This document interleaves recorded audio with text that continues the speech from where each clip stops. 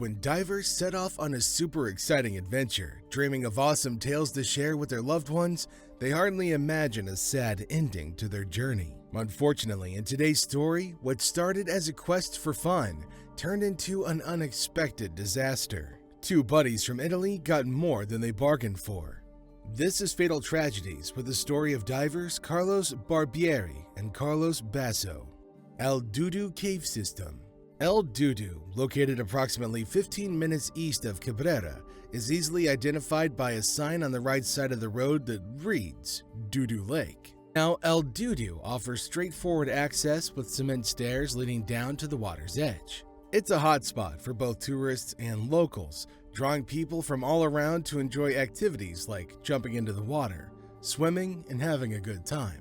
The surface of the water provides an easy swim to the far left side, where a substantial tunnel begins, marking the start of the cavern line. This tunnel extends about 328 feet, featuring a spacious air dome 164 feet in.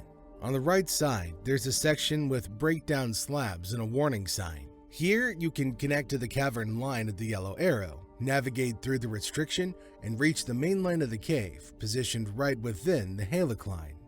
The initial section of the cave boasts a sizable and towering main tunnel adorned with numerous dark, tannic-stained decorations. One of the columns reaches an impressive height of over 49 feet, creating a stunning underwater landscape.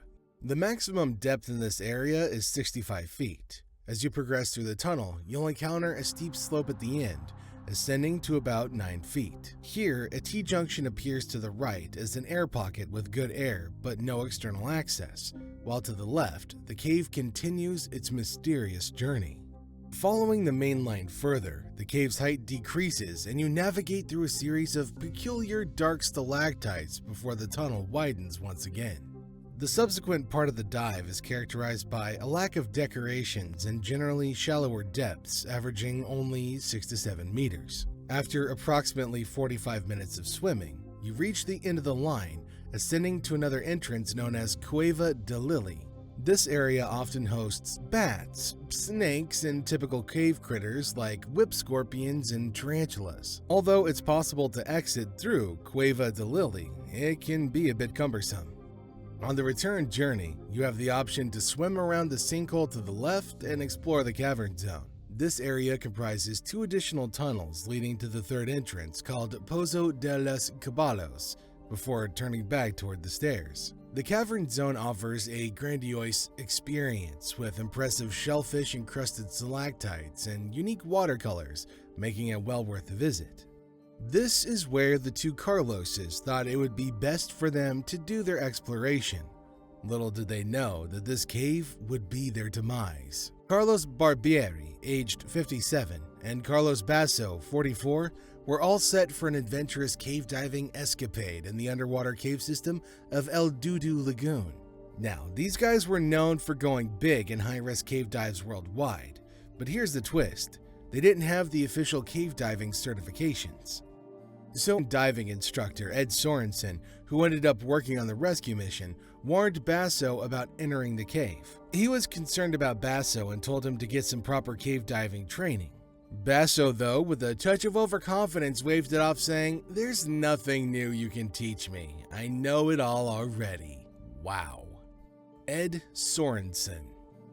Speaking of Ed Sorenson, he's a distinguished technical cave diver renowned for his vast experience in rescuing and recovering divers lost or trapped in underwater caves. His operations often take place in challenging environments with zero visibility, requiring high adaptive thinking and situational awareness.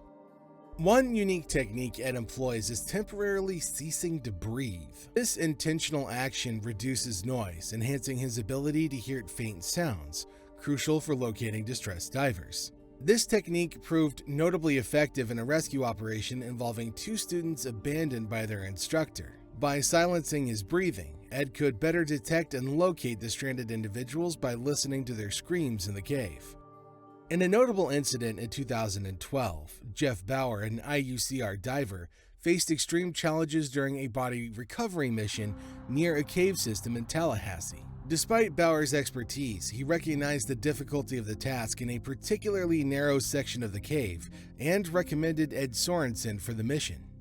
Upon notification, Sorenson and his team swiftly prepared their equipment and reached the dive site in less than 10 minutes. The recovery operation was laborious and prolonged, involving 7 divers over 8 hours. Sorenson navigated through the narrow passages within the cave system, and the complexity escalated when he had to remove his diving gear to access a small opening. The body, in a state of rigor mortis, was wedged in a manner that temporarily trapped Sorenson during retrieval. With meticulous manipulation of the deceased's limbs, he successfully pushed the body back out through the constricted space. In his own words, "What did I just do? Now there's zero chance of getting him out." Ed had to carefully maneuver to complete the challenging retrieval. When asked about how he deals with the psychological demands of such challenging tasks, Ed Sorenson adopts a practical approach. He acknowledges that, though it might seem emotionally detached, focusing solely on the technical aspects of the job enables him to perform effectively under high stress and emotionally charged circumstances. In one instance, Ed received a video of a trapped individual. His initial assessment centered on the possibility of a rescue, considering the intricate nature of the cave's restrictions. Recognizing the urgency, Ed utilized a special harness he had designed in 2012 for a similar tight recovery mission. This harness featured a loop configuration around the neck and armpits, ensuring uniform force distribution across the entire torso. This design element was critical to prevent the risk of body parts getting ripped off during retrieval, especially when submerged in warm water for an extended period. Now that we have a strong understanding of Ed's background, let's switch back to our story. So despite the Carloses lacking all the necessary gear for such a tricky dive, these daredevils still plunged into the challenging caves of El Dudu Lagoon. An Italian diver who knew them remarked, "The danger's not real to these divers. It's like they're playing a game of underwater roulette." He pointed out the main reason for their risky behavior. First, there's pure ignorance. Because they're so beyond their training, they don't even realize the dangers. Second, it's all about ego. The boastful belief that they can tackle something super dangerous and come out unscathed. You know, the classic "I dived in an underwater cave and here I am" kind of an attitude. But here's the kicker. When untrained divers venture into such hazardous spots, it's like playing a Russian roulette, and sooner or later, luck runs out. The divers stress that people with this mindset not only risk their own safety, but also become a big headache for others. Their recklessness can lead to complicated and dangerous missions for professional divers who have to step in for rescues and body recoveries. The dive. On the fresh morning of February 9th, 2019, precisely at 11:45 a.m., the Carloses embarked on an underwater adventure in the El Dudu sinkhole. Their mission? To uncover a new and unexplored secret passage in the connecting cave system. As they entered the cave, a gateway to the daunting system awaited them. After navigating through some narrow passageways and right past a highly conspicuous warning sign, the cave system began to open up. A huge tunnel full of pillars, stalagmites, and stalactites winds even further and further into the bowels of the earth. Navigating through an extensive tunnel, they encountered a unique chamber with a rare natural feature, an air pocket. This underwater sanctuary provided a brief yet crucial moment for them to pop their heads above the water, breathe fresh air, and prepare for the journey ahead. However, as they pressed on, the once wide passages transformed into increasingly narrow and winding paths. Each turn and squeeze through tight passages posed a calculated risk, with thoughts of the walls potentially cutting or pulling out their air hoses connected to their dive tanks. Reaching a critical point near the terminal section of the cave, they faced a deceptive ascent towards an alternate exit called Cueva de Lily. This exit, a misleading path, diverged from their initial route and guided them towards a different and potentially more treacherous cave system. Their situation intensified dramatically. Their air supplies, the lifeline in this underwater cave, were rapidly dwindling, bringing them closer to a critical threshold. In a harrowing development, one diver became entangled in the guideline, the thread that would lead them back out of the cave. The severance of this line plunged them into disorientation, erasing their path to escape. To make matters worse, they had inadvertently followed a false dive line, a remnant from previous explorers that could lead them further astray into another cave system. By late afternoon on the same day, the Carloses had not returned from their dive. A concerned friend alerted authorities, triggering an alarm for rescue teams to intervene. The search begins.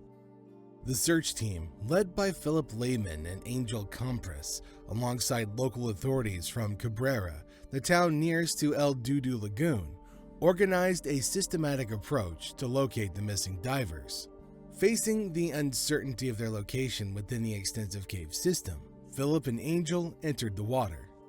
Upon diving, they immediately encountered a significant amount of stirred-up silt, a fine particulate matter that severely reduces visibility underwater. This condition transformed the clear water into an opaque environment, hindering navigation and search efforts. The presence of excessive silt not only impeded their search, but also indicated recent activity and potential distress, suggesting that the missing divers might have passed through the area, possibly facing difficulties. Philip and Angel's challenge was navigating through compromised visibility while methodically searching the labyrinth of passages for the divers. Their strategy led them to a constricted passageway where they made a critical discovery: a severed guideline. Guidelines in cave diving are crucial for navigation and safety, and the broken guideline indicated a significant mishap. Relying on the silt to indicate the diver's path proved problematic, but it guided them to an essential clue.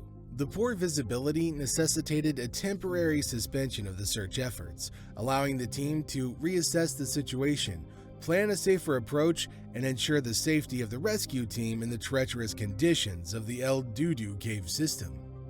Despite rigorous efforts, the divers could not locate either of the missing individuals. The situation took a grim turn when they discovered the body of 57-year-old Carlos Barbieri in a narrow side passage of the cave, tightly wedged in a space that was difficult to access. The recovery of his body became impossible due to the challenging conditions. In the following week, the search made no significant progress in finding the other Carlos. The complexity and scale of the situation led to the decision to seek additional expertise. Calling in the experts. In response to the challenging situation, Mike Young and internationally renowned rescue diver Ed Sorenson were summoned to the Dominican Republic. However, their heroic arrival faced an unexpected setback. Upon reaching the border, local authorities informed them that they were not permitted to enter the country. This news came while Carlos Barbieri's body remained lodged in a side passage and Carlos Basso remained missing. In a later report by the National Speleological Society, the reason for this refusal was somewhat strange. The government was not only aware of the diving accident, but also knew about the ongoing rescue mission that had been in progress for well over a week. They hesitated to allow two American rescue divers, Ed Sorenson and Mike Young, assuming that if it had taken this long, the operation must have been too dangerous. After hasty negotiations and possibly showcasing Ed Sorenson's track record, they were eventually granted permission to enter the Dominican Republic. However, there was a catch. They only had 8 days to recover the bodies. After this period, the authorities would call off the search for good. Recalling the story later, Sorenson described how he brought special harnesses designed for extracting bodies. These harnesses were created to wrap around various points in the body because, after being trapped and submerged for an extended period, the bodies might not come out intact. The urgency and complexity of the situation demanded swift and meticulous action from the experienced rescue divers. Rescue efforts. Navigating through the silt and intricate passages of the cave system, Ed Sorenson detailed how he explored the cave during the recovery mission. With one hand on his guideline and the other extended in front of him, he felt around for objects that weren't made of sand, water, or rock. In this way, he stumbled upon the still trapped body of Carlos Barbieri, physically bumping into him. Unable to extract the body alone, Sorenson called for the local crew to bring down milk crates filled with weights. These weights were crucial in pulling the body down just enough to maneuver it out from under the section of the passage where it was stuck. After approximately 4 hours of grueling work, the deceased Barbieri was successfully recovered. However, the whereabouts of the younger Carlos Basso's body remained unknown. The day after the exhausting recovery of Carlos Barbieri, Ed Sorenson and Mike Young returned to the cave. They continued their search in the same area, venturing deeper into the furthest depths of El Dudu. Sorenson reached a wall at the very back of the passageway before discovering the body of Carlos Basso, located in a crevice. To reach him, Sorenson had to let go of the guideline he held onto, with Mike Young taking control of the guideline while working with one hand to recover Basso's body. In contrast to the first recovery, Sorenson was able to extract Basso's body without additional help. However, due to the extreme depths at which the body was found, the entire recovery process took approximately 4 hours. Thanks for diving into this incredible diving and rescue mission story with us. Now, here's a question to ponder. What unexpected challenges might you face in the depths of a dark underwater cave? Let us know in the comments below. And if you found it as gripping as the depths of El Dudu, don't forget to hit that like button and subscribe for more intriguing tales. Until next time, stay curious and dive safely.